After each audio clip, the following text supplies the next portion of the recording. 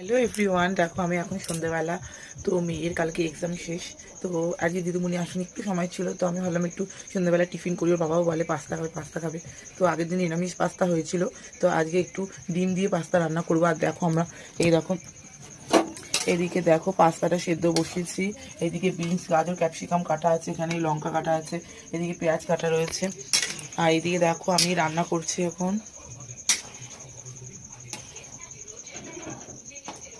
তোর বাবাকে বললাম যে তুমি চলে এসো, তোর বাবা একটু পরেই চলে আসবে। হয়েই গেছে পাস্তাটা, না হবে।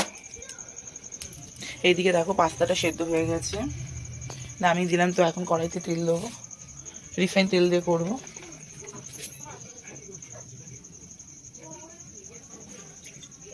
তো রিফাইন তেল দিয়ে করবো, দেখো তেল দিয়ে দিয়েছি।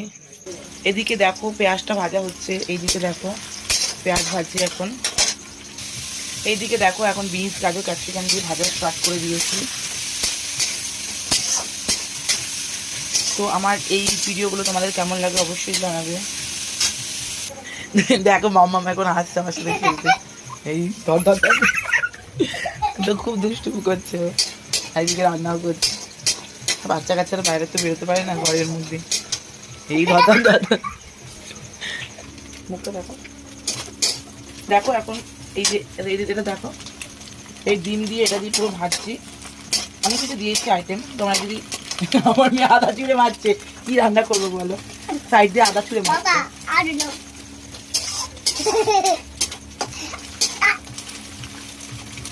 এটা সুন্দর করে ভাজবো, খেতে ভালো হবে। পাস্তাগুলো দিয়ে দিচ্ছি।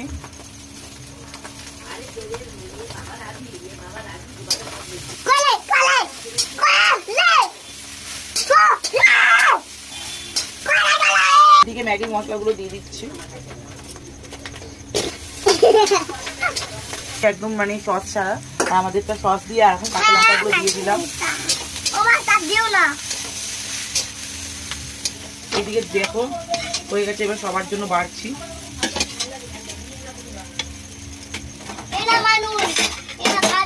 দাঁড়া, আমার হয়ে গেছে। সবার জন্য বাড়া হচ্ছে এখন।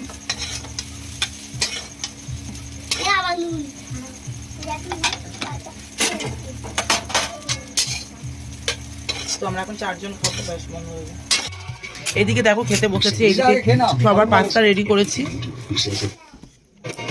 তো এখন এই যে খাবো।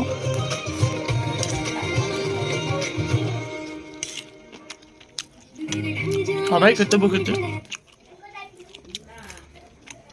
খুব সুন্দর।